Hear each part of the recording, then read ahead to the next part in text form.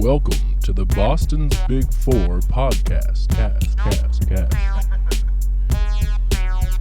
New news about music and sports every week, sometimes.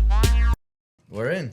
We got Exitfame with us. Welcome back. Yes, sir. Yes, sir. Exitfame's here. First time on the podcast. First time meeting. Already. Although we've been hearing about you for a little bit now. So Appreciate you, man. yeah, man. Thank you for coming. Appreciate y'all. Yeah. First thing I want to say is congratulations on everything. I mean, the success of the music, first of all. 5 years of sobriety, you mentioned. Yeah, then Congratulations, August 3rd, 2019. That's the sober date. Yeah, And, man. We just crushed that this year. That's awesome, man. That's incredible. And just, your freedom, mentally and physically.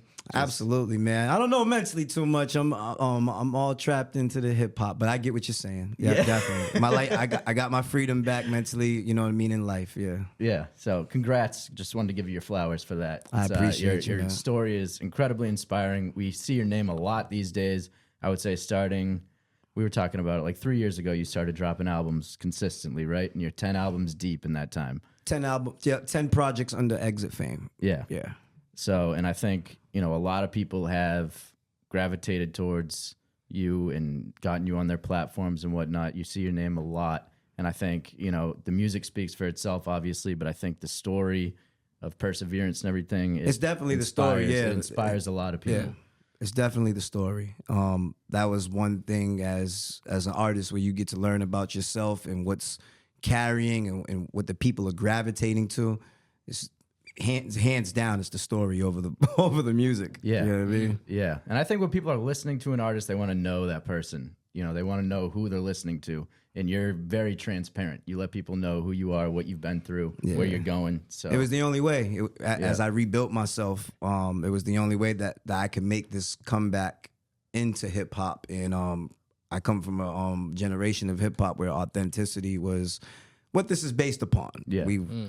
Not everybody, but it seems majority of the industry has gotten away from that. But I came in with that mindset where it was like, how the hell am I going to tell people my most embarrassing stuff and make this to the point where a person can appreciate it, respect it, and feel like this is something they want to support. So yeah, it's a balancing act. Well, it's worked out for this. It's worked out for a little while now. So I have a couple questions teed up in a row, but the first one I wanted to ask, you talk about the story and how important it is for you to tell, and that it's really kind of what pulls a lot of people in to you in the first place is the story. What do you start telling that story as chapter one, childhood, or what is your chapter one there? Is it always where? That's a dope question. That is a good question. That's a fucking good question, man. It's crazy because for the average listener, this is really weird, and this is putting things in perspective for me right now. My chapter one is 2019. Okay. You know what I mean? Most people don't know that I was a rapper before. Most people don't know the history. Most people don't even know I was making mistakes way before I started using drugs and all that, So when people hear Exitfame, to the average consumer, it's probably he's in sobriety, he used drugs, he got his life together, he's trying to be a dad, blah, blah, blah, blah, blah. So I would say that's where chapter one starts for a lot of people. Okay. And how we get there, so you said starting 5 years ago is where the sobriety came from. And I know this is, to anyone who's listening and don't know his story, you've talked about it in a lot of different places. But I'm just curious right now, it's just about that 5 year date, almost exactly, or a little past it now. Yeah. What would you tell that person 5 years ago, even if it's not you, like the person right now who's who you were 5 years ago? What advice do you have for them? Because they might not be in a place where you were able to get yourself to change. That your dream is possible. It's not going to be easy. Mm-hmm. It's not going to be easy, but you're going to have to sacrifice those temporary good moments and those temporary good feelings for the longevity and for the big win. And I'm not there at the big win yet, but from where I was 5 years ago, if talking to that person or who is in that situation, this wasn't even. I just wanted to make some songs and get some likes on social media, you Right, know, yeah. and it turned into something. So you would be amazed before you're halfway through if you stay with it. I would say that. Okay. Yeah, I know it's a terrifying thought for some people to kind of like change their life, especially like when you get into a certain age, like a lot of people act out in their teenage years, and that's like you kind of have the societal mindset of you're a kid and now like that's when you be crazy. You can make, I mean, some mistakes to an extent, right? But then as you get older, you kind of get set in your ways, and some of those things like you know make life can go on and it maybe not crash and burn so badly, but then you end up in a place where you maybe don't want to be, and that's like it's hard to as a person, I feel like, and I don't know, like if I'm trying to get a little philosophical here, but like where you make that change, like how do you break the cycle? And I think some people, it's like you end up, the court ends up making that decision for you, or like a family member ends up helping you out. And I know you talked about being sectioned at one point, and I don't want to like dig too I'm deep. an open book. Do you find those moments like look in hindsight, and of course in the moment that feels like it's all coming against you, but do you find that to be part of a beneficial part of the story when you look back? I believe that every time I was either locked up or sectioned or went into treatment, everything can be perceived as punishment in the moment. But for a person like me, everything that you just defined is called rock bottom, you know? Okay. And when you're at rock bottom, it's really hard to recognize a rescue mission.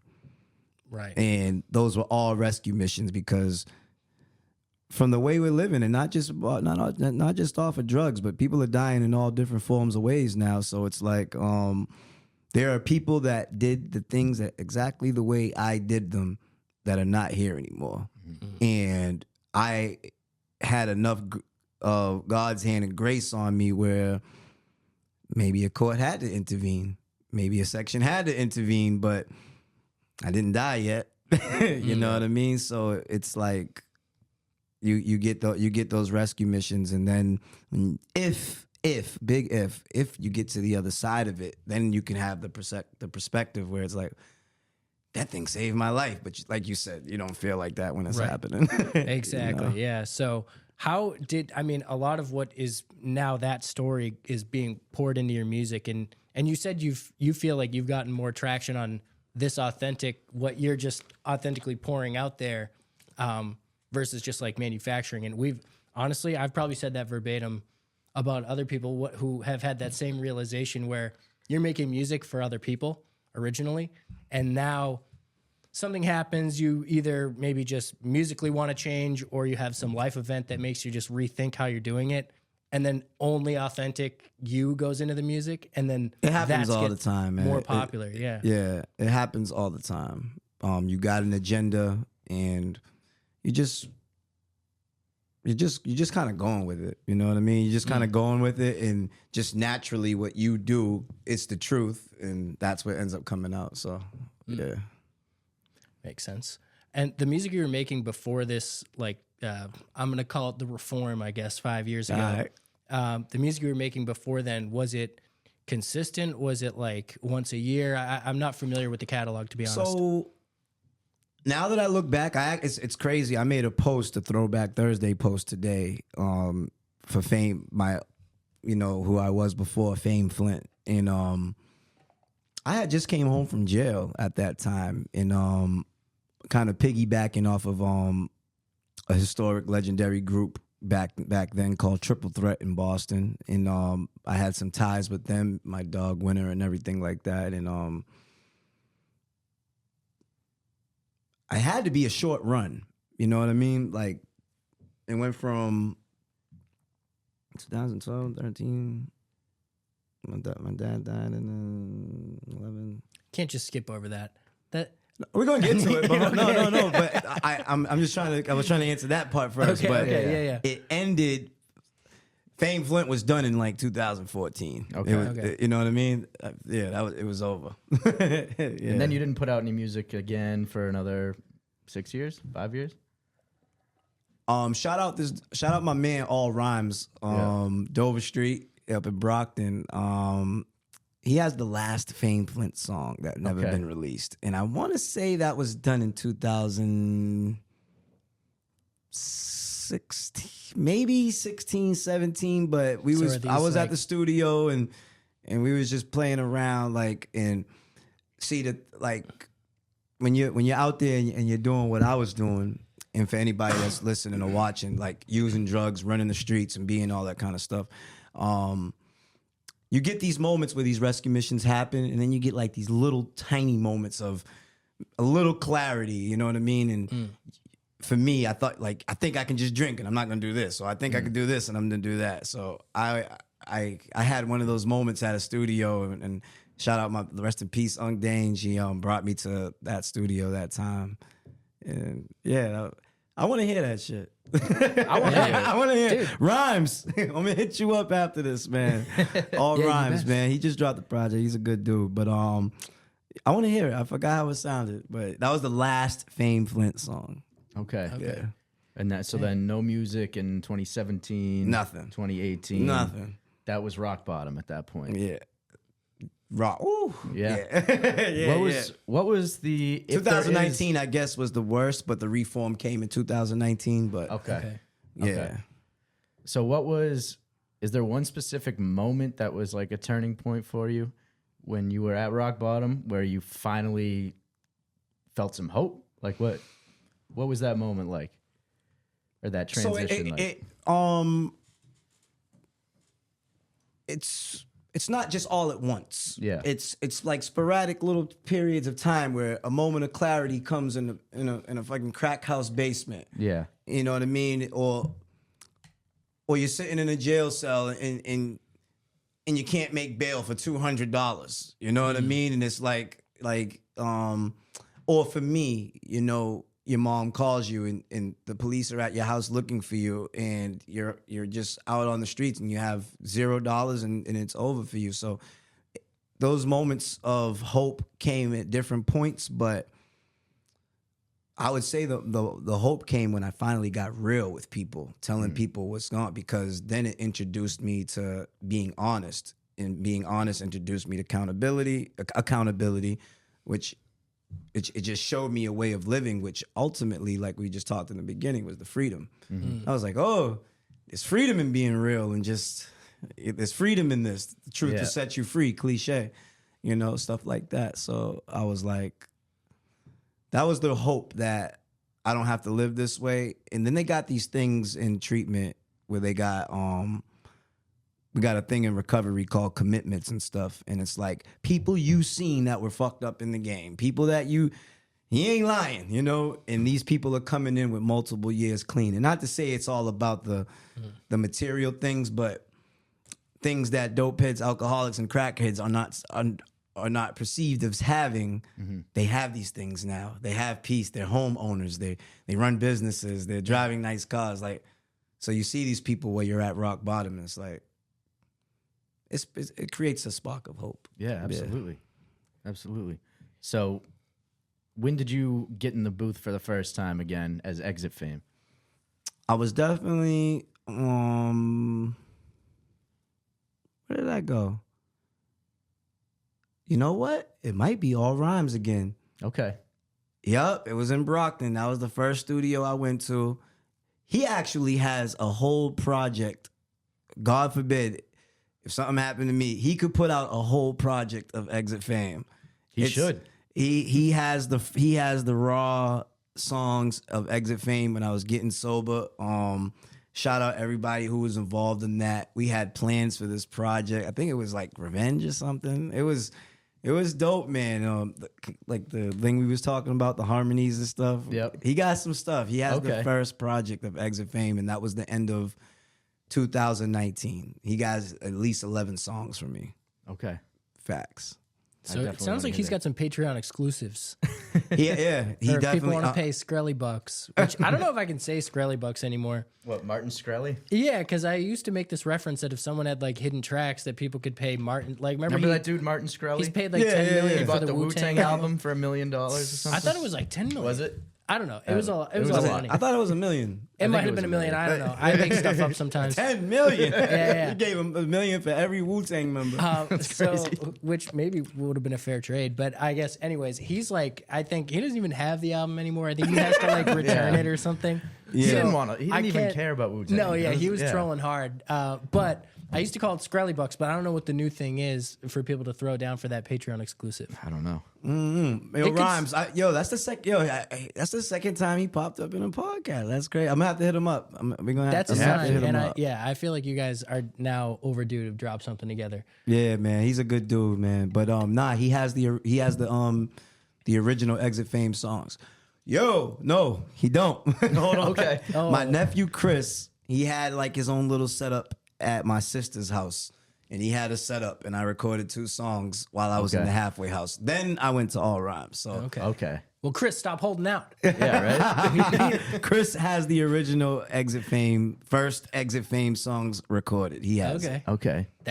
Dude, that's gonna be like the most valued hard drive or something at some point. Right. You got to get, those like, people have those gems. Like someone has probably like the original Lil I think Wayne. it probably sucks. Yeah, but You think so? It's the I original. don't know. I mean, it may not be what you like. Everyone hates what they put out before. Everybody It we happens ever to me all talk the to time, right. is like, I only like the stuff I'm making now. Right. I'm like, well, that is a paradox because you liked it while you're making it. You put it out. Now you hate it, and you like the next stuff.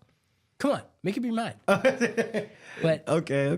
That's good. and I'm not calling you out specifically. I'm calling everybody. That's like out. every artist. Yeah, Every yeah, artist they is all like say that. it. I mean, And you said it about your last album, right? Your first album. Your first album this year was Exit Hell, Yes. and your most recent one Before I Exit Hell.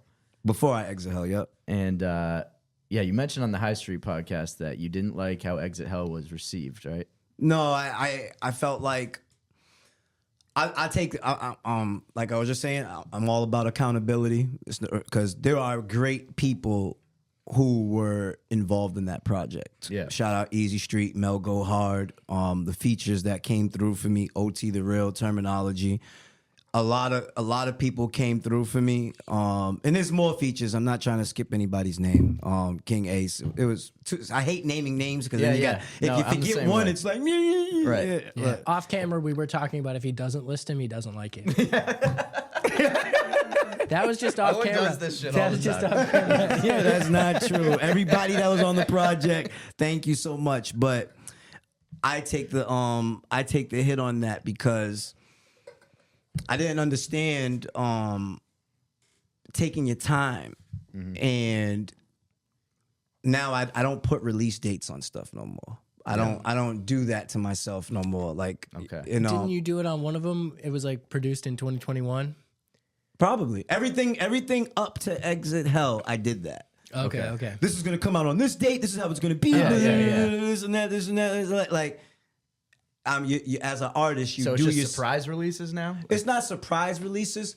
It's like cooking a good meal, man. It's like when it's ready, it's good. It's, Right. I'm not going to tell you exactly when it's going to be ready. Yeah, but because I don't know. Right. And then, Then we'll just be in your DMs like, how many more minutes? but nah, man, I rushed that process. Yeah. Some songs writing out of obligation more than out of passion, I would say. And like Mel Go Hard, Rusty, and Cyrus, they were all telling me the whole way through, like, well, maybe we should push back. You know, like no, it has to be, like, you know what I mean? Like that alcoholic addict thinking, I still have those traits, and I'm like, it gotta be this, you know what I mean? Like, and I shot myself in the foot over that, you know. So a lot of learning came through that process, and I just immediately found myself recording again. I got a whole bunch of unreleased music right now, but like we just said, the stuff I'm making now is better than this. So it's like, Can't wait. I guess this stuff just goes, it just doesn't come out. It just stays there. So now, you know, I got some stuff I'm working on now. And when it's ready, it will be ready. Yeah, definitely. I mean, whatever you have ready, I'm a big fan of weekly drops. If you want to throw us a couple songs, like, you know, every other week or something. Yeah. Just get, you know, All right, I'm a big fan of throw it. me the email, man. Just no leaks, no leaks. No Oh, leaks. yeah. No leaks, no leaks. I mean, you could publish them too. I didn't mean to. It's the secret one. I mean, I'll take secret songs. send us the songs. Yeah. I'll take secret songs. Secret songs. If you got them. I think it's just unreleased music. Okay. It's not secrets, but It's a secret until you release it, I feel like. So I'm trying to get you that first exit, those first Yeah, exit we fame need those. songs. We need those those. first, so you if can hear anyone them. else has original songs that they think are going to blow up, but it has to be, you know what? Never mind. Forget it. I was going to drop an email, but forget it. I'm not having everyone send us their trash tracks. You can send us your tracks, of course. I got you. So, what was how'd you change your approach with Before I Exit Hell as opposed to Exit Hell? Like, what was the recording process? How was it different? It was. I had an opportunity. My team, Stat Gold, he came into my life, and more opportunities on platforms in New York and stuff like that came around, and In My Thoughts freestyle was done. Like, they got like this Sprinter van, and you do like freestyles in them, and I was just so disappointed and angry with myself with Exit Hell that now I was writing these, like, this is how it should have sounded. Yeah. You know what I mean? And the opportunity came to do a freestyle. So I did it in New York. And when I seen the love that got, I was like, I can hear my man, rest in peace, Ung Dange. That's how you fucking supposed to rap. Like, that's how it's supposed to sound. Like, that's what it is. And I was like, all right. And then you always go, for me, I don't know. It's a balancing act. It's almost impossible to pull off, but it's kind of like I'm trying to, the positivity, the streets, my demographic, and you want to tend to the young crowd That's a all tough thing to at balance. once. Yeah. Yeah. Because I don't want to be like, that's that old shit. That's that old. I don't want that. Mm-hmm. I want to make something that's universal that anybody can listen to. And then it's like, you don't want to be the guy that's trying to sound like a kid either. Right. And then it's like, it's oh man, and every once in a while you'll get that, like on Before I Exit Hell, that way up, where it's like, Yep.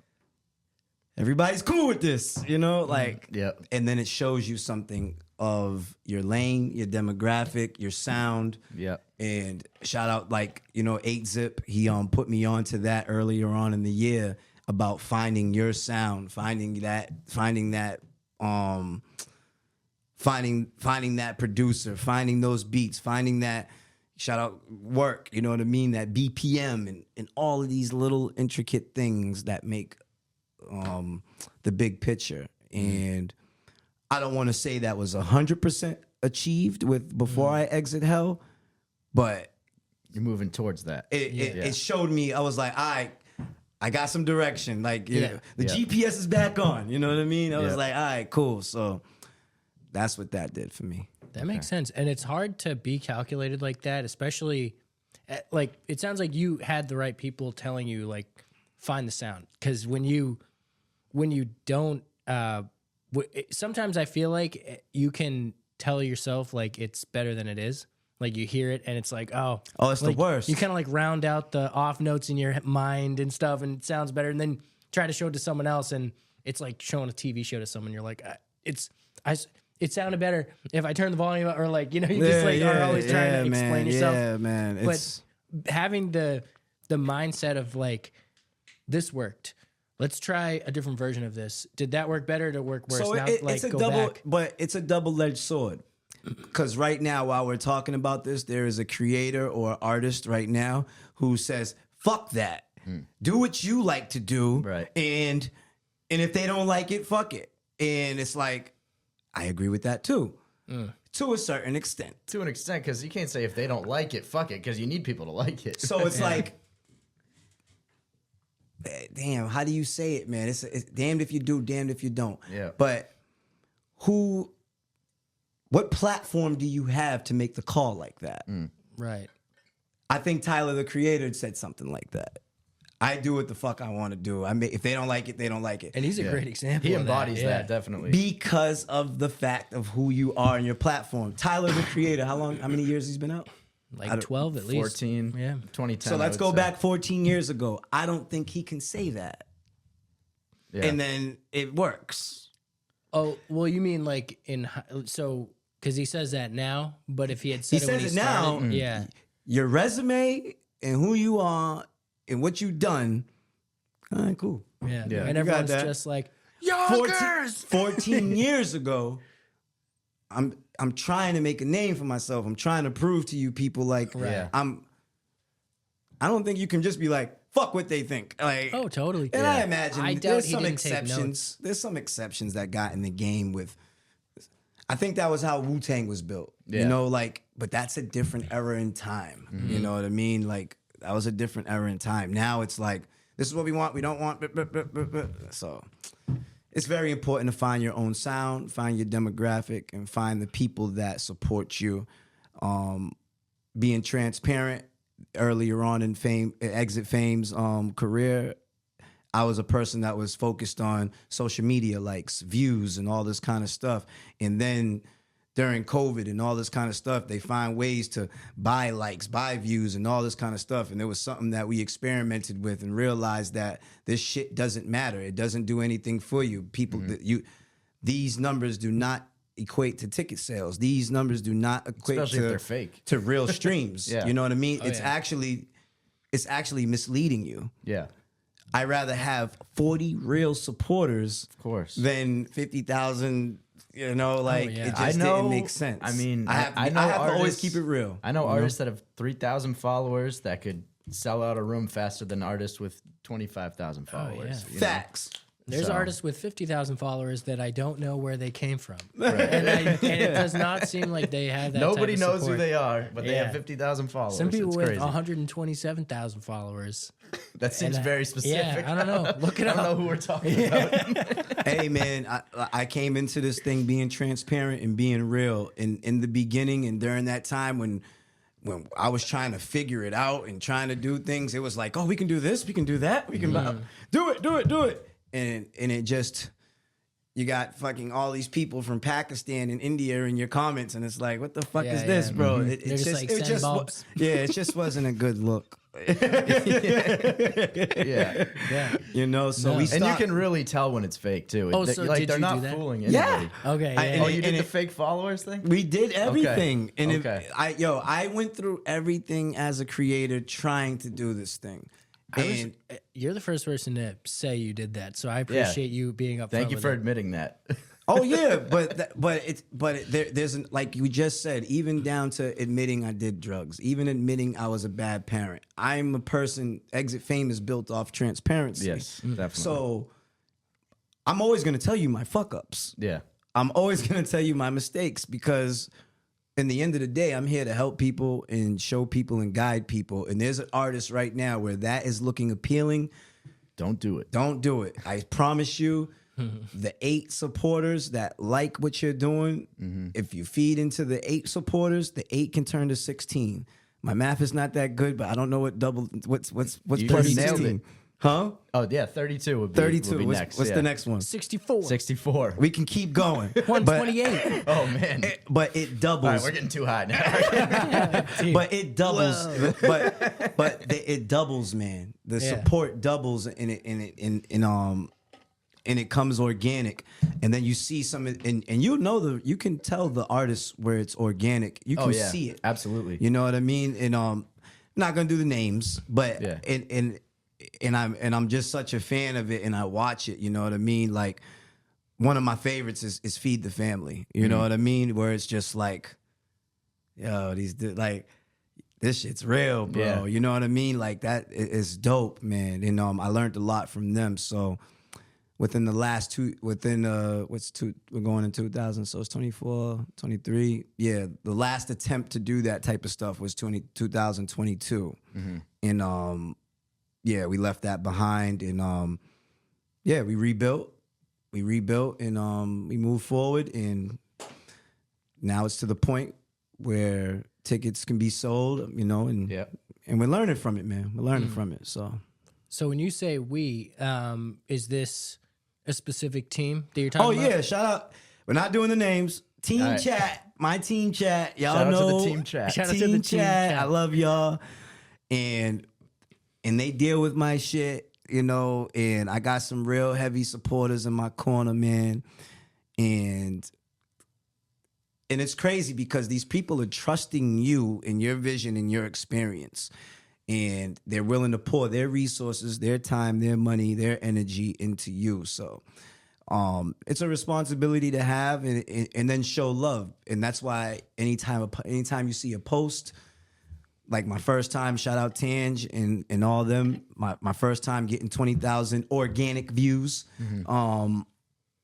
We did it, not me. We did it. You know, everything is we over here. There's no me, you know. You know what's so funny? I feel like I've said something similar about this podcast. Everything is we. That's how I Right. say it. Like, because we're obviously a team here, and it's like, take credit for things you did. Like Jack does the playlist, and I'm not going to be like, we did the playlist. And Owen But- set up all these cameras that No, I'm looking so at. yeah, but we actually did. So we both did everything. So that's why I like the idea. I noticed after a while you're using the we on everything, and I like respect that, yeah. because when you are part of a team, it is a we. Yeah, man. And of course, there's individual tasks that I did or whatever, but it's like as a team, we did this. My man Mathematics, he breaks things down to me, you know, and I do a lot of the positive and the recovery stuff with him, and he's always telling me about the ego, and he's always telling me about, you know what I mean? He got something that he says where it's like, if you want to get somewhere, I'm butchering this all up, but if you want to get somewhere far, you need a cream. But if you want to get somewhere short, you can do it by yourself. And that's not the way he said it. It sounds way more poetic when he Makes does it. sense, though. Yeah, But it's like, you want to get somewhere far, you need you know what I mean? yeah. You need a team. So Takes a village. I'm grateful to have those supporters with me and a person like him. So yeah. Yeah, we've said this a lot. I mean, there are certain. I honestly want to get like a board of like recurring themes on the podcast because it's really interesting, and eventually there will probably be some science to figure out like which artists need to work on what based on like what attributes they need help in. You know, this could be something. You know, mark this down. Everyone, mark this down. Actually, we're gonna cut this part out because this is the sauce, and no one can have it. But yeah, I don't know. Finding those things where like, oh boy, dude, I lost it. What was the last thing we were talking about? Oh man. I don't know. You said you had some secret sauce. Yeah, it was the secret sauce. Not me. It was, yeah. The team. Oh man, how did we get there? I'm so sorry. I'm so sorry, listeners. good. Forget me. Well, anyways, You lost your phone earlier. Now Dude, it's been a tough day for me. Actually, I've been a little frazzled. How'd you link up with Trill Manny? Greatest is a great song. I like that song, and I saw you brought him out at Goldfest. Yep. Yeah, Shout that was out fire. Still Gold. Trill Manny, this guy is fucking amazing. Yeah, man. we had him here a couple weeks ago. He was great. He's amazing, man. He's engineering his stuff. He's making his beats. He understands harmonies. He understands music. He might play an instrument, you know. I wouldn't be surprised. Yeah, but he's humble. You know what I mean? And the people that he has behind him, you know, the people with him that are part of his team. Yeah. And the information that he's getting and the age that he's at. The future's so bright for him. Oh, yeah. So he made a song, I don't know, was it last year? It had to be last year, or maybe the beginning of this year. And he understood like just putting like 10 seconds of something out on social media. He's good And at that. I fucking love that shit. And I was like, so finally the song came out and I was like, yo, I am a fan of this kid, man. And I just met another guy like that I'm doing some work with. Amazing, man. And I just hit him up, man. And I was like, dude, and he was down, man. And we made it happen. And when I go into a record with somebody, it's kind of like what are the intentions of doing this? Always discuss your intentions, because we're in an industry where people have ulterior motives and all this type of stuff. And It's crazy in the game. So I discussed. I was like, listen, this is where I fucked up at. This is what I'm trying to do on this. And Exitfame doesn't have too many songs. Like, I just can't go in the club and be like, yo, put that Exitfame on. It's kind of like a buzzkill in a certain party. It's like, we ain't trying to hear this shit right now, man. Depends on the crowd. Yeah, man, it depends on the crowd. So I was like, I'm trying to have, like I was telling you earlier, I came from that era where a project would have something that covered everything. Mm-hmm. Now we're more in an era where everything has a theme. So I was still in that mindset. So if I wanted to have something that's playing in the club and it's like you turn on the radio, I think this is probably the biggest year that sexy drill, that's a type of music. That's what they call it. Oh, bad bitch rap? It's my favorite. Owen calls dude. it bad bitch rap. And he loves that shit. Dude, he loves that It's shit. not bad bitch rap. I love it. Whatever it Owen is. loves Glorilla. He loves I like Glorilla. Glow. I fuck Yeah, with I Glow. love Glorilla. I love Hold Lana. on, ho. It's 7 p.m. Friday, 95 degrees. Hey. I did shout out DJ Foreign Jamming. I did a freestyle on that. They was playing that all Labor Day no way. weekend. That's fire. Damn, you fucked me up. But it's not called bad bitch music. That's just Owen's name for it. Yeah. But there's it was like sexy drill, like Okay. that Cash Cobain, like Yeah, Don't yeah. play with it. Don't play with it. I know what you mean. Yeah. Yeah, Trill Manny. What song did he put out that was just like that? he, Not yeah, Last yeah, Dance. But the one I Not did Last with him, Dance, yeah. I you know what I mean? I experimented on a beat like that. Yeah. You know what I mean? And I think I pulled it off. You Yeah. know what I mean? I think I did all right. That's a good song. I like that Yeah, song. greatest. I think it's all right. You played at the right place. You know, I don't know. Yeah, you played at the right place, the right time. I think it's good. You know, just experiment. But he did amazing. He walked in that studio, had the engineer get up, and he did his 1-2, recorded himself while he was doing this. Oh, that's awesome. Didn't write it down, freestyled it while he was doing it, I love and I it. watched him do it. So, shout out Trill Manny, man. Yeah, that's magic. By the way, I remember the thing I forgot. What was it? But It's gonna seem less insightful now, but basically, people who have come on here have talked about like doing everything on their own, and like you said, it's a short-sighted thing. It's important to know, I think, all those pieces to then get the people who are the experts in those areas to take you to the next level. I know that probably doesn't feel like the payoff, but I needed to get it out, and I'm sorry, guys. Okay. Trill Manny is the man, though. Shout out Trill Manny. Shout out Trill Manny. Check out he put his Anna. head down. He said, Hey, I just had to finish the thought. No, it's good. You got to get it out. It was dope. It was dope. But yeah, Trill. I was excited to see him on your project. Yeah, definitely. He's a star, man. He is. Shout out that whole team, man. Everything that they doing Yeah, over shout there out. is so ripe. Everything. So right, man. They're having a hell of a year. They're going crazy this year. They opened the studio. They're doing all these videos. Man, they're doing all Tange these is events. Like Just watching Tange and his passions, and you know, he has a plan, he has a dream, and he's following it, man. And I'm just grateful to be a person that can call him and have that friendship with him. He's gonna be a I don't even know. He's gonna be a giant in this thing. Absolutely. You know what I Yeah. mean? They're gonna be giants. absolutely. Yeah, he's been working hard. I've seen his name attached to so many music videos, and it's usually Yeah. the best ones. It's just always, their whole I thing. mean, Millie's made him his guy, and then Yeah. like he just took off from there.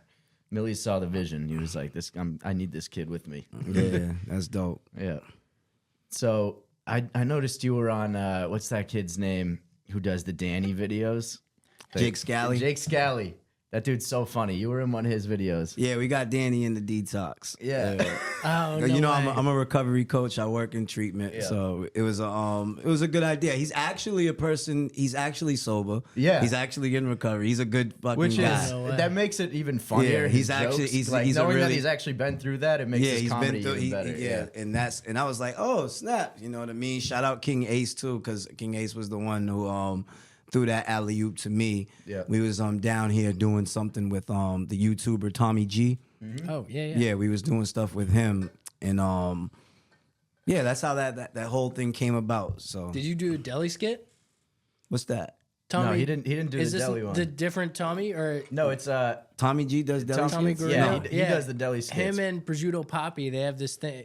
Basically, people come up to the deli and just do. It's just Nah, this that's whole not different Tommy thing. G. No. I know that's the big guy with the Boston hat. That's Tommy Guerrero, Tommy G. All That's right, what I thought so you were talking Tommy about. G is a different guy. YouTuber who Okay. does like he does like all the conspiracies around the world. Oh, like it's a different Tommy G. yeah, it's a different Tommy G. All right. Yeah, this I is love different. conspiracies, bro. Hit me with a Nah, but Tommy G, like he's over like millions of subscribers. Okay. Like he's, you know what I mean? He's Wait, was this guy a Navy SEAL, or am I thinking of somebody else? There's a conspiracy guy that used to be a Navy SEAL. I'm not. That's not crazy. Let me look it up. Sounds Let me just look crazy. him up. But no, the Danny video is hilarious. Yeah. The whole Danny thing is so fucking. Yeah, he's funny. a really good dude, man. And Yeah. I'm happy to.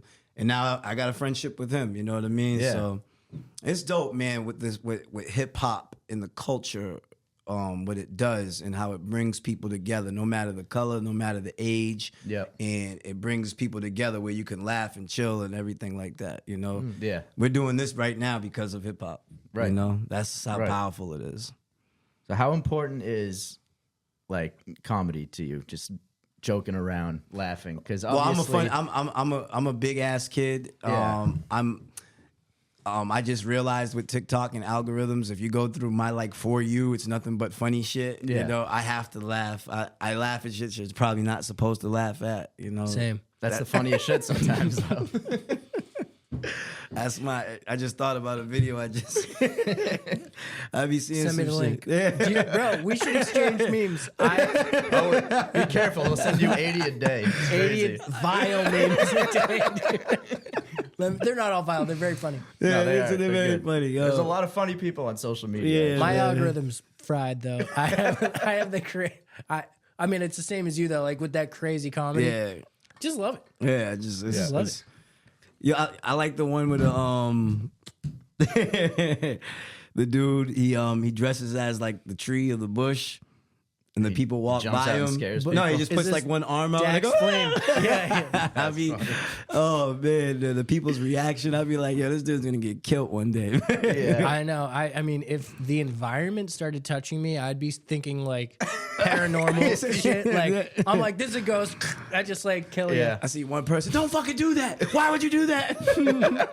Didn't some guy? Is this the guy I'm thinking of? He jumped out and like it was like an I never autistic seen him woman. because he's always dressed like a bush. I never seen him. So I don't know if it's the same guy, but he jumped out and this woman was like special needs and like had like a full on meltdown. I Like, ain't he, seen like, that one yet. He triggered it and then he was like, oh my gosh. And Nah, I she never was like seen with that. people who like escorted her away, but it was like she was like gonna not be able to move from the spot. Like he No, I haven't seen that freaked one yet. somebody That's out. crazy. Yeah. I don't know. Actually, I don't know where that. I think a comedian was probably breaking down that video. That's probably where I saw that. Probably. But I haven't seen that one yet. anyways, we're gonna exchange memes. Do you listen to comedy podcasts at all? I'm not. I don't listen to podcasts too much. Okay. Okay, Yeah. that's fair. Yeah, I mean, it's hard to listen to a podcast unless you're doing like long commutes. I feel like you know, and you're just like, My it shout depends out, what shout you're out my doing. guy Hayden LeBlanc.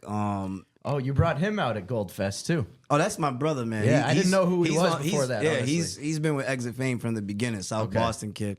Are you from South Boston? No, I'm from Dorchester, from Roxbury, Dorchester. Dorchester. Yeah, he's from Southie. right. But no, he's big on the podcast things. Yeah, Okay. I'd be like, there's no way I'm gonna listen to an hour and 42. My life, I don't have time. I got 2 jobs. I got kids. Right. I'm Yeah, running yeah. around. I'm like, I just get home and I'm like, it's over. You know. So sometimes, but I like, and that's what where the social media and the shorts come from. People putting up those powerful little pieces of the podcast or the interview because shit, I want to see more of that. You know, that's what that's for people like me. You know, I need that.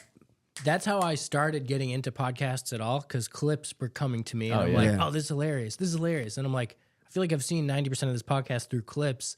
Then I used to drive like 3 hours a day. So I'd be just like putting on, I would crush like a whole like Joe Rogan episode in a day or like whatever I was listening to at the time, like that circuit of like Your Mom's House, Theo Von. It's hard to do it. I don't do it anymore because it's hard. I don't have It is 3 hard. hours to just listen to a podcast. But I've noticed late night, like you said, end of the day, sometimes I don't even have the energy to like follow a show.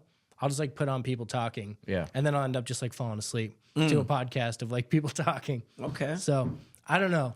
I've been listening to Joe Budden podcast lately, and they're like 4 hours sometimes. And I never make it through a full one. But They pissed me off when they made the show so you can't like listen to it for free. Like, what do you mean? Like, so like when the episode first comes out, like you got to be a subscriber and pay the fee to listen to it. Oh, really? You know what I mean? Oh, okay. Especially like when the whole Kendrick Drake thing was going Oh, on yeah, at yeah. first. I don't like that. You I'm had not to, doing that. No. Yeah, you had to fucking like. I was like, I want to know what they're gonna say. Yeah. And then I go to it and it's like, fuck. I was like, after that, I stopped That's not listening. cool. I was like, I ain't listening to this shit no more. I didn't but know I they were get it doing though. that. I get it though because that's how the podcasts are making the money. Right. Yeah. If you have a Patreon, I think a lot of podcasts, release it a day early for the Patreon people. And then the next day it comes out on like YouTube and everything. But it's weird. Yeah, You're he saying didn't they release put it. it on He didn't release YouTube. what we wanted until like a week later. You know? Okay. It's crazy. So they must have YouTube subscription. I know you can get like there's like a tiering system on YouTube also. Like, so you can be like a premium member of someone's channel. But Okay. that's crazy. There's too many things. YouTube is probably like Patreon's getting all the money. So we're going to do our special shit now too. This reminds me, though, we were talking about this before the podcast about pre-saving on Spotify. All right? Pre-saving Spotify, or pre-saving iTunes, On pre-saving anything, yeah. Q-Bucks, all that. Yeah. Explain the importance of that. Well, I'm not an expert on it. Yeah. But from what I understand now is the pre-saving is kind of like, it's almost like direct consumer. So if a person is paying for Apple Music or paying for Spotify monthly, we now have the access. So like just an example, Rod Wave and Glorilla dropped last week. I can just go to that artist's page and stream the album. Yeah, they're getting the streams. Mm-hmm.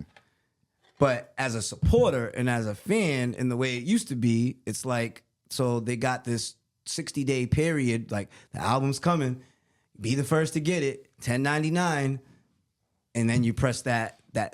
See, there's a difference between pressing download and pressing purchase. Yeah. Am I crazy or did albums get cheaper? $10.99 feels like a deal for an I'm album. just yeah, definitely cheaper, cheaper. Absolutely right. But from what I seen on my own reflections, I can see where the money's coming from between Apple Music and the Q-Bucks or whatever the case may be, and it's like, oh, those. And then everything turns to streams, which we understand that streams are low income for artists. Mm-hmm. But people buying that, you know what I mean? Mm-hmm. That's going, I don't know the percentage of it exactly. And I'm not an expert on this, but I can see what's boosting. I got like my own little DistroKid saving account. I can see what's making that number go up more. I'm like, oh. Yeah. So that's what's happening because the damn show ain't the streams. Right. You know what I mean? So... And then you start understanding the Spotify and the monthly listeners and all that kind of stuff. These are their own platforms and their own social media in their own rights themselves. So now you got people who might follow you on Spotify and they're looking at your bio and they're looking at your stuff. But if it's not interesting, it's not interesting. They're going to go on to something else. They might not even follow you on Facebook or Instagram or Twitter, blah, blah, blah. But they follow you on Spotify. So... Mm-hmm.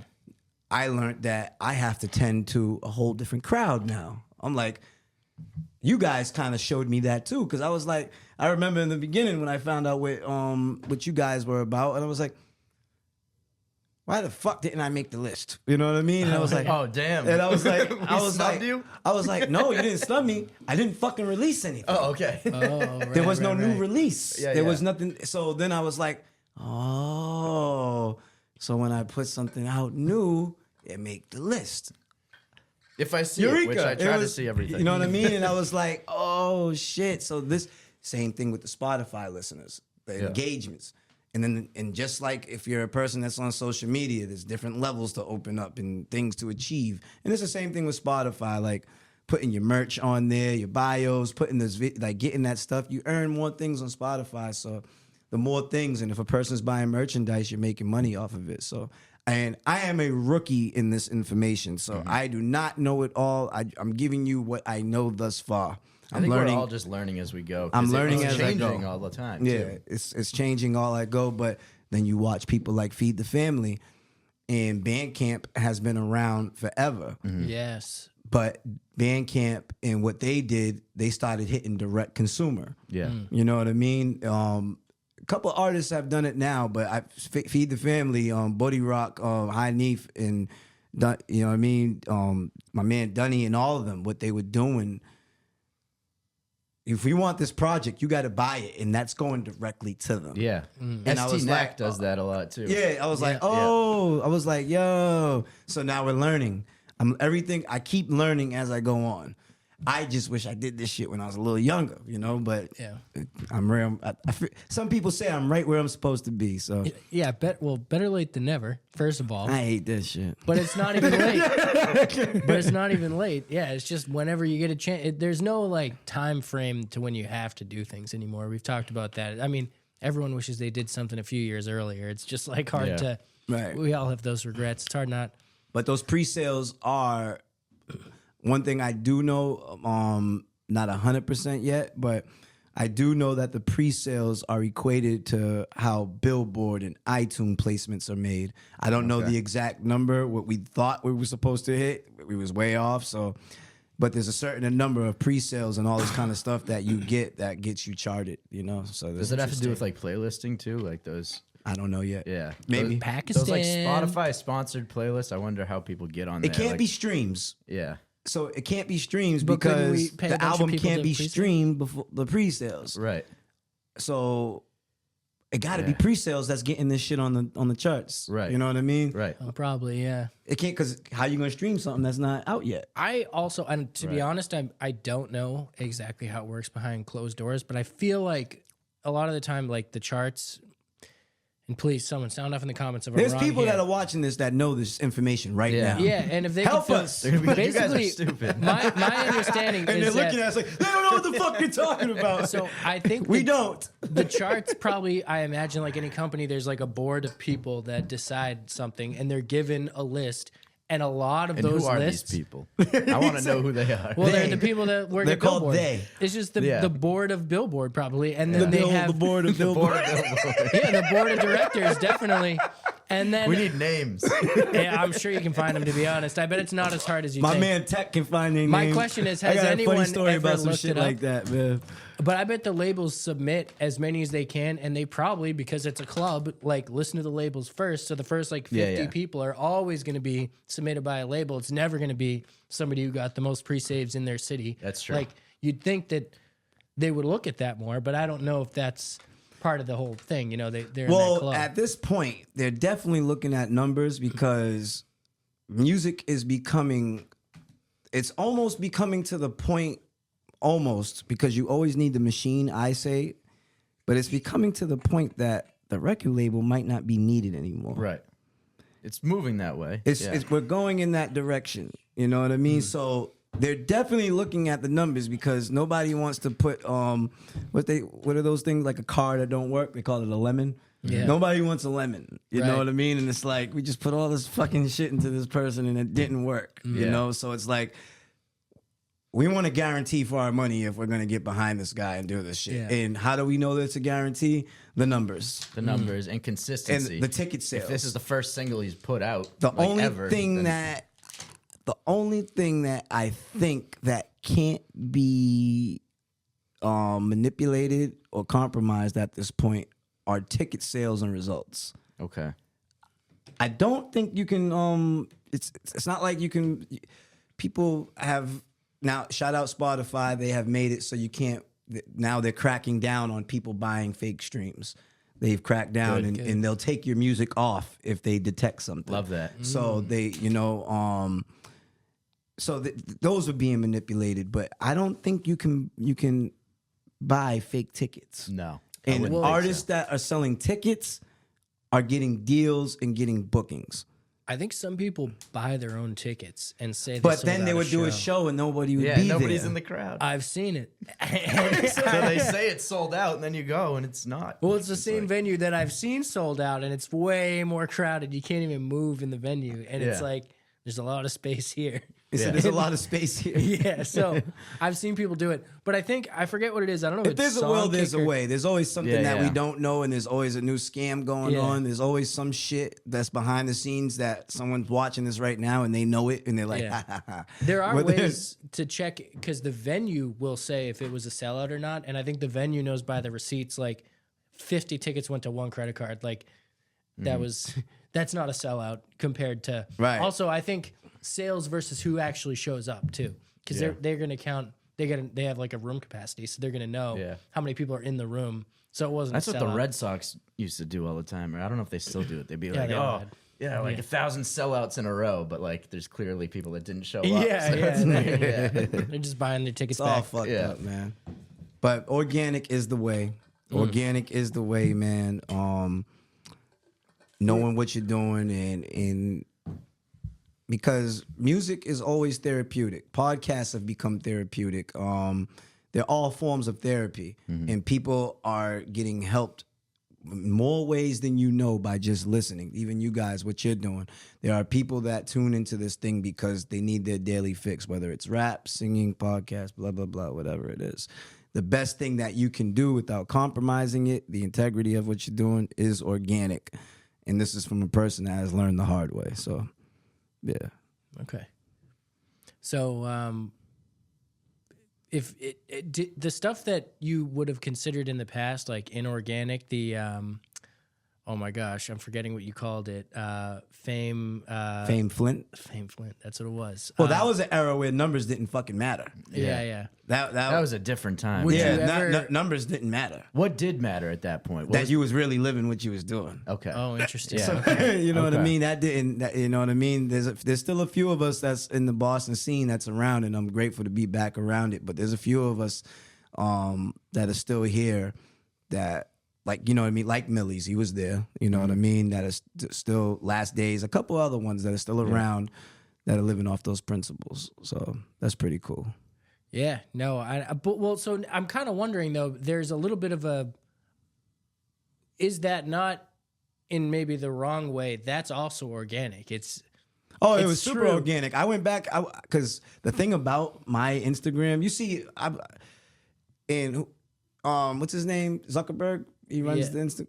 Yeah. They need to make something where you can archive all at once. I can pick 50 posts if I want and archive it. My Instagram, you can go all the way back to when Fame Flint started. Oh, I'm gonna do that. You can go all the way back. You can watch when I fell off and got on drugs. Oh hell yeah! I'm how I watching was all stealing, that tonight. how I was stealing, like what I was doing, and Fame Flint, what we were doing, tax free, everything.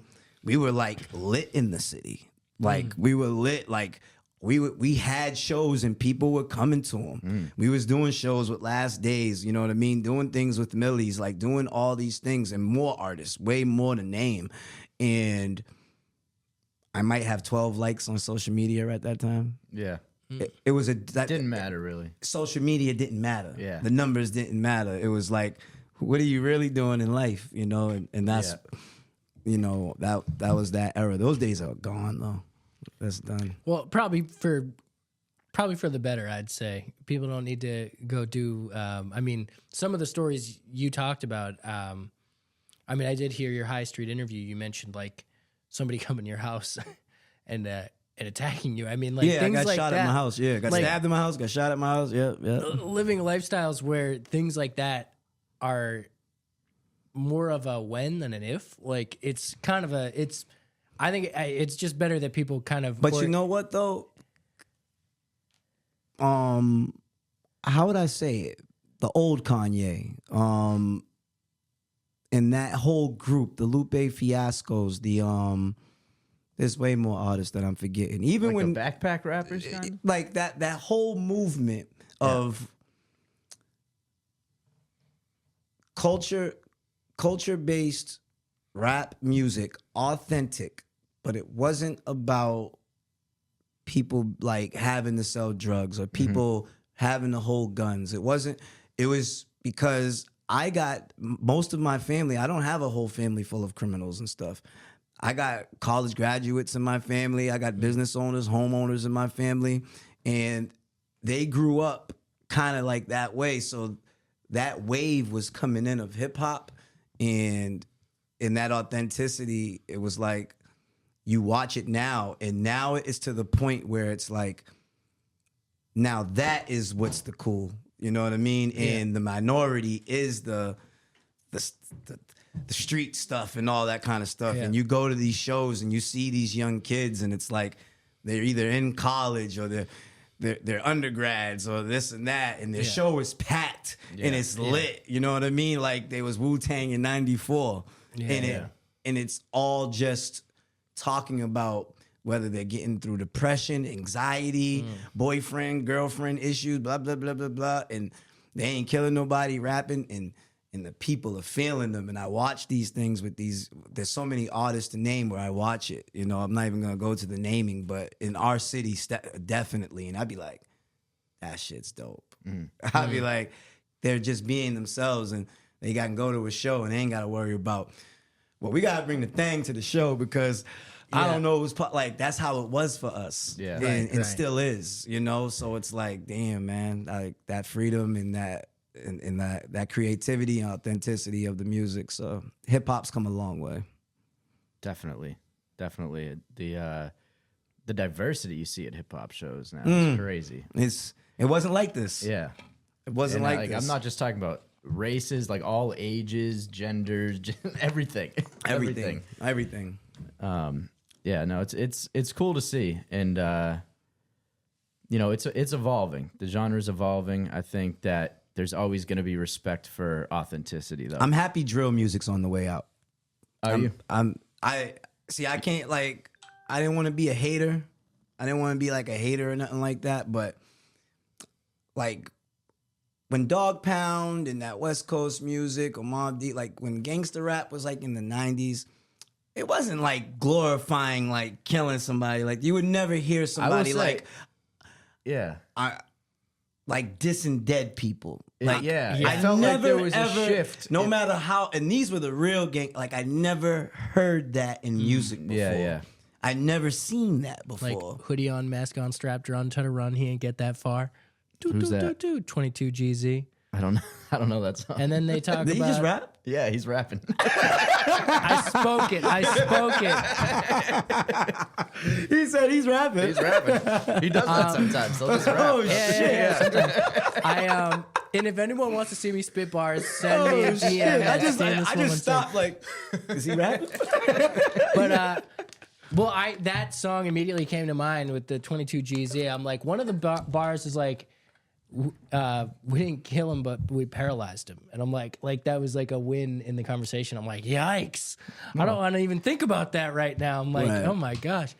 But I'm like you said, I'm like putting that out there like that is like, I just negativity. Yeah. I feel like that's not really like a cool, fun thing to talk about. I think you get back what you put out into the world. And if you're putting out that kind of energy, you know, bad things are going to happen probably. Yeah, man. What's that? One thing that really pissed me off in 2024 with music, there was a girl that was rapping like, and she was making her voice like, double, like, man. Who is it? I don't know her name. I was like from around Boston? Or? No, she was from like New York. Like, and she was rapping like that, like making her voice like that. And like, it was, I don't know if the numbers were manipulated or whatever it was, but it was like, she was buzzing for a little bit. It was like, what is this? I was like, stop, man. Hey, you know, some people, they find that thing. And if you have to play a character and you want to call it a character, don't become the character. I think I know what you're talking about. There was one clip, right, that went viral. Yeah, it was like, she was light skinned. Like, she might have been white. I don't know. Like she was either Latin or white. People were confused. They were like, what's going on? What the? I wonder if she went on the radar. I'm not sure. Probably. Interesting. He said probably. Yeah, I'm gonna find this out. You went on the radar though, right? Yeah, definitely. Talk about that experience. What was that like? Shout out Gabe. Shout out Cal. My dog Summers, Vado, everybody that was involved in that, my Delaware dogs. Shout out Tech. I ran into that. That was the first time I met Justina Valentine. Shout out. That was dope. That was a dope experience. And I got lucky. You know, I'm always transparent. I got lucky that day. I was in the right place at the right time. I was quick on my feet, and the right thing happened. And sometime in this business, you got to move like that. You got to see something, and you know, So when you were there, you were not sure if you were going to be doing freestyle. Absolutely that day, not. but you were there ready. See, this is what I think a lot of people are not prepared for. You knew that it was possible, and you were ready. I'm being transparent. I'm thinking marketing. I'm thinking like I would love to go to On the Radar. He was like, yeah, come through, check it out. I was like, in my mind, I'm like, all right, marketing, content, like we're gonna take pictures of On the Radar, like all this type of stuff. And You didn't think you were actually gonna rap though? no. Okay. And I was like, I want to see that. And you know, God had His hand on me in there, and the right thing happened. And they, you know what I mean. And they looked out, man. It was a collaborative effort, and they may have not looked at it, but for a person like me from Boston, that's, you know, for me struggling, trying to get your name out there and just trying to get that attention to you, they gave me a look, you know. And if you listen to it, anybody, you can actually hear that all we had on us on deck was a show performance track. So if you listen to it closely, On the Radar, you can hear the in and outs, you can hear the ad libs, you can hear the hook, because it is a show though, technically. You know? Yeah, but you know what I mean. But had I been prepared to go on the Radar, I would have in there with some shit. Yeah, like I do the freestyle and I do that. Like I would have been like, nah, we going in there like so. We was like, what's the record that we're gonna be marketing on before I exit hell? It was like, Way Up. I was like, do Way Up, because we did know, like, when you're not like the priority, or you ain't got the numbers and you ain't lit like that, it's like you get the back seat. You know what I mean? Because I've seen a couple of artists who went on there and their shit don't come out for like 4 months, and they're dealing with people all over the world. So I'm not trying to shit on the Radar, but. So for me, I had to be calculated. I was like, in that quick moment, it was like, what song are we going to be marketing? Way Up. Yeah. Wait. Put airdrop. And we just sat there like we just did nothing, like we robbed the bank. You know what I mean? It was like, yep, Way Up. We're rolling with Way Up. It was literally a 5-second process. And it just so happened to be we had the Way Up show performance track. Okay. That's all we had. Wow. I mean, You showed up with something. That you showed was up with important. something. Yeah. You know, you didn't bomb. You did great, and it's a good look. I mean, being on the Radar right now is, you know, Nah, that was dope. everyone's trying to get on there. There'll be another platform that's coming up, that's something that we can't fathom, something that we don't understand. Just like when the mic dropped from the How ceiling. did On the Radar even start? Like, Well, the mic drop from the ceiling came out around COVID. okay. Remember, mean where everybody people wanted to had- do where the everybody mic was was doing hanging. And that wasn't just one platform. That street, was like too, a bunch yeah. of different I things. don't know if Block Performance was the first one. Okay. I don't know Then there who was like the Jetpack. I don't know who the Okay. first Yeah, the yeah. originator was in the whole wide world. Yeah, but that was a big thing. Yeah. And then that came. Yeah. And then I thought it would have faded out by now, but it's still popular. I don't know. I'm trying to remember. On the Radar, is it just straight up the cable hanging the microphone? Because that stress. There's a mic- no. there's like a mic It's a stand. stand. It's a mic Yeah. stand. Oh, why are you saying it's hanging? Am I missing was a something? Well, different the thing. format of a person performing with a microphone in front of the camera. We was asking where it came from, and I was like, "Well, the mic drop There were like came." a few Oh, platforms I think it's during been going COVID on that before were. that though. Well, But I mean, COVID they gave birth to a lot. Yeah. The street microphone, that always used to stress me out because people would have, they'd get like an AT-2035. It's like a very affordable microphone, you know, and they just would hang it in the street and I'm like, what's it dub over hanging the track. from? Yeah. I'm sure it's just their friend off screen. Like, they got a boom or something. Okay, that makes sense. I was gonna say, I'm like, I could have swore that was on a mic stand, and also they probably have like a $5,000 $4,000-$5,000 microphone. So Oh they no, wouldn't their just hang studios that- fly. Their studios I fly. bet. Ooh, I want a $4,000-$5,000 microphone. By the way, I think you mentioned that there's going to be another platform that does this. I think it's gonna be us. Yeah, dude. Well, it's something you can't fathom. Like, it's gonna be some. That's dope. I'll do it. Like, let me know when you guys figure it out. But it's something that we can't fathom. That's how hip hop goes. It's something coming down. It's something coming down that we don't know yet, and it's gonna it's gonna be a sensation, and everybody's gonna want to do it, and it's Yeah. you know, and someone's gonna make a lot of money off of it. Yeah. Definitely, yeah. I mean, we've done a couple freestyles on the podcast. I have some upgraded equipment, so like we wouldn't be freestyling on like these mics when we do it. But Let me know in the future. Yeah, I'll we're come definitely- through. All right. Yeah, I promise. All right. we've been I want advised. to. I want to, man. We've been advised freestyles are the thing. Shout out Clark D. Clark D, you're coming on. Yeah. That is, man, shout out Clock, man. That dude, man, he shows me love, dog. And I was looking at his accomplishments and looking at what he's done, and I was like, Beast. Consistent. wow. Yeah, he's a beast. I had no idea, man. You know what I mean? I had no idea. And that was for 2025. That is someone I would love to work with. And I'd love to see that.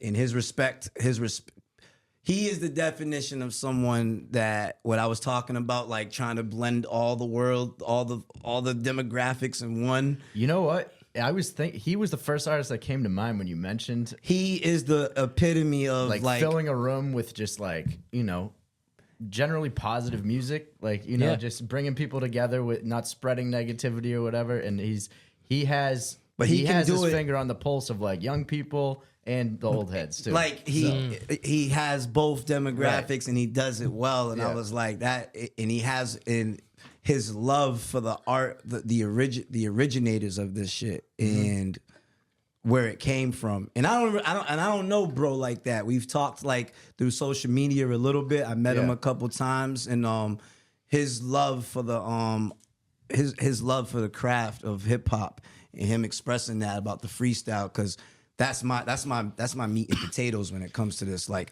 getting on the mic and just rapping. Yeah, just Like, rapping. That's what I like doing. So when you guys, that's hip hop though. That's getting back to the yeah, basics. so Like, when you guys I do feel it, like- man, let me know. I'm coming through, man. I love I'm it. gonna hold y'all to that too. Absolutely. Oh yeah, honestly, we would have done it tonight. I mean, anytime. We're ready. As if you want to come on this podcast and you do want to do a freestyle, just send us a beat. Let us know what beat you want to use. We'll get it. I just need I gotta to know, ask like, ahead earlier of time. next time. Yeah, no. Or if you want to do a table read, that's the other thing. We either want to make movie stars or pop stars. That's what we're trying to have come on this No podcast. doubt. So you said Clark D is someone that you'd like to work with next year. Is there anybody else from Boston that you have on that list, or from like the New England area? Even though the Fame Flint, we did that before. Obviously, Millie's is somebody that he inspired Exitfame when I got my life together, and that's somebody that I would love to have a feature with. Nay Speaks, you know what I mean? Hell yeah. I would love to get on a track On with Nay fire right Speaks. Feed the Family, Yes. that's my shit. I was gonna say, where's that? We need that. Feed the Family, that's my shit, man. And I'm grateful that I got songs with King Bricks, people like 8-Zip, and there's more, there's more, but those would be my go-tos, definitely a bucket list thing, someone in the city that is big, that came from that era, Smoke Bolger. I got a song with him. I don't know what we're doing with it. I don't know how it's Okay. coming, but I got a song with Smoke, so that was a big accomplishment for me this year. So This year you got a song with him? yeah, it's already done. Okay. Oh, I can no play way. that for you. Yes, please. Yeah, we got to speak. We'll do it after. Definitely. Shout out to Smoke Bolger. Yeah, Also, you know that. Smoke Bolger, you got to come on the podcast. We've been talking about it for a while. Yeah, we've been It's trying to get him on nuts. for a while. Yeah, definitely. He's a good dude, and he's full of and he's willing to help and do what he can for the artists in Boston that he sees. So Yeah. I appreciate, because he just came out of the woodwork and blessed me. Love that. You know what I mean, it was dope. Love that. He reps And Boston, Joyner too. I would love to work. Shout with out to Joyner. You I know was what waiting mean? for you to say Yeah, Joyner. Joyner. I would love that. The greats. I've had conversations with Bia. Okay. Bia, she promised me one day she's gonna come to one of my shows. She's, you know what I mean. She said that. So She promised? She promised. You Yeah, heard it here first, Bia. Do it. We're clipping this Yeah, out. Yeah, yeah. you got to go to an exit. And she told me to get my passport, so I got it. So I'm Okay. trying to get She to the UK. told you to get a passport. She was like, "Get your passport when you come to the UK. Come hit me up." I was like, "All right." Is so she we- still She shopping? wants to go to London and shop at the mall. That's what she wants. shopping, dude? That's crazy. Nah, but that's somebody that, you know what I mean, I would love to work, all those people, And I'm blessed to have songs with people like Terminology. So that's dope. Dude, you That's are awesome. so humble. Like, you're low key. You've name dropped so many people that, like, you're just like, oh yeah, and I hung out with like XYZ famous person. Well, like I what? said, when your name started popping up everywhere a couple years ago, it was one of those things where it's just like you didn't hear about you, and then all of a sudden you're everywhere, right? And then so when I started hearing your name, I was like, he's new to me, but like I got the feeling that other people knew who you were. Like I could tell that you. I was weren't trying new. to just be consistent, and oh my God, for those 2 years, 21, 22, 23, I was just trying to put myself wherever I could be and just be humble, man. I stand on that today. I'm very humble. I come from a place where getting shot, getting stabbed, 17 years of my life in prison, man, and going through all that kind of stuff. It just gave me appreciation, and to be doing this with people like you guys, man, and just be able to laugh and just enjoy this thing, man, of something that I've always wanted to do. It's like a second chance at life. So I'm humble. I stay with love. It's always love over here. I love that. That's an awesome perspective. Yes. It's difficult, I feel like, for someone who hasn't had an epiphany to be there on a consistent basis. So I really appreciate you bringing that energy here. And like, we just met today for the first time. I mean, like, I can just, like, you exude positivity. I can just feel it. So Yeah, you could be a really dope radio personality. You got that. I can hear you on fucking Kiss 108. Like, no bullshit. Dude, you got sound it, off bro. in the comments if he's lying, because I think Nah, I'm he got it, bro. He does. You got it. Someone dog. said he sounds very NPR. No one time. bullshit. Yo, 1142 said that. you fucking, you got it, man. I I'm gotta trying. get to my kids, man. But Oh, yeah, we did say we'd get you home. Oh, yeah. True. Thank you for coming on. Is there any, can we get Exitfame merch? I'd love to get one of those hoodies I somewhere. need one. Well, I did give you guys both two Yes, never yes, go yes. back tees, and I'm gonna get something better for you. Yeah. We're gonna and get you one of these too when we. Get I need more. that. Yes. And when I come back for the freestyle, let's before the year ends, let's get that done, man. Oh, for sure. I'll Yeah. come back. Yeah, I mean, I'll spin the block in November. All and, right. I need my hoodie, but right. nah. What was the question though? What was it? Where we can get merch. So right now, is it just DM you for it? exitfame.com. Exitfame.com. But we are revamping the site because man, I always go through stuff, man. Things switch over, providers, and the prices go up, things happen, and I don't want nobody buying from a site and they're not getting what they paid for. So we are in the process. It will give me like a month and it will be there. But I will say I'm whatever- independent, man, and I'm paying bills. I got kids and all that, so it's just me. It's just me and the team trying to do this with parenting, working, paying bills. It's a lot of and work. at the same time trying to do this. So be Yeah. patient with us, but Yeah. We are. understand the priorities, man. But if you ever need merchandise or anything, I'll pull up on you. You know, Okay. I'll bring it right to you. I love Or that. I mail it. Hey, either way, as long as you can get it to us. But Right. that sounds good. So exitfame.com Yes, exitfame.com. and Exitfame on all platforms. Exitfame, all platforms. No yeah. underscores or anything, just Exitfame. Exitfame underscore on Instagram. That's Exit it. Okay, just But okay. even when you Yeah. put that, it comes up. It'll though, come yeah. up. Yeah. Okay, Yeah. perfect. Sounds good. Thank you for coming on. Thank you. You man. already, man. Appreciate Be it, safe man. out there. Yes, sir. Yes, sir. Before I exit hell, out now. That was dope.